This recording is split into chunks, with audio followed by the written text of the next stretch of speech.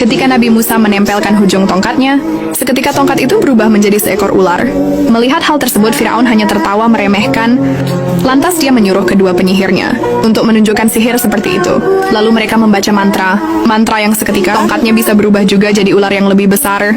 Kemudian ular-ular itu untuk adu mekanik. Namun ular milik Nabi Musa ternyata jauh lebih mematikan, yang dengan cepat membunuh salah satunya. Kejadian itu membuat Firaun mulai gelisah. Sekarang hanya tersisa satu cobra yang bersiap menyerang ular oranye itu. Tapi meskipun kecil, ular ini sangat lincah dan lagi-lagi berhasil membunuh lawannya. Setelah menunjuk bukan mukjizatnya, Nabi Musa memegang buntut ular itu yang seketika kembali berubah jadi tongkat. Saat penyihirnya mengatakan bahwa Tuhan Nabi Musa lebih kuat, Firaun malah menangkapnya. Manusia sombong ini tak mahu mengakui Tuhan yang lain selain dirinya.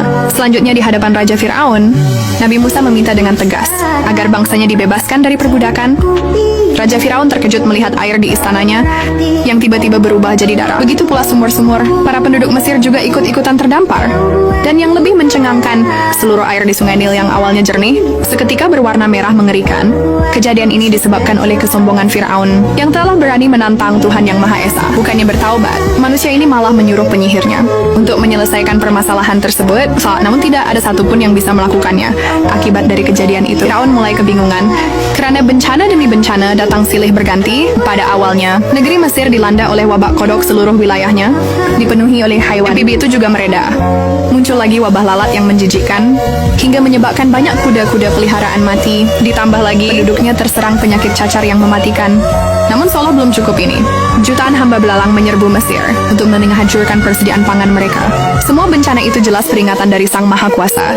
Akan tetapi Raja Firaun tetap kehendaknya dengan mengaku sebagai Tuhan. Nabi Musa memimpin kaumnya untuk melarikan diri dari kejaran Firaun dan pasukannya yang kejam. Tibalah mereka di tepi Laut Merah dan malah terjebak karena enggak ada jalan lagi. Dalam situasi terdesak itu, Nabi Musa berdoa untuk meminta petunjuk dari Tuhan. Tak lama dia pun mendapat perintah untuk mengangkat tongkatnya ke arah laut. Tiba-tiba keajaiban terjadi. Semua orang pun terkejut melihat laut yang terbelah. Bahkan sebuah jalan kering di tengah-tengahnya. Inilah mukjizat yang diberikan Sang Maha Kuasa kepada Nabi Musa. Meski begitu, Raja Firaun yang sombong tetap tak mengakui adanya Tuhan selain dirinya. Dengan cepat, sang Nabi mengajak kaumnya untuk melintasi jalur. Yang kedua sisinya terdapat tembok air laut yang menjulang tinggi. Firaun yang tak ingin menyerah nekat mengejar mereka melewati jalan tersebut.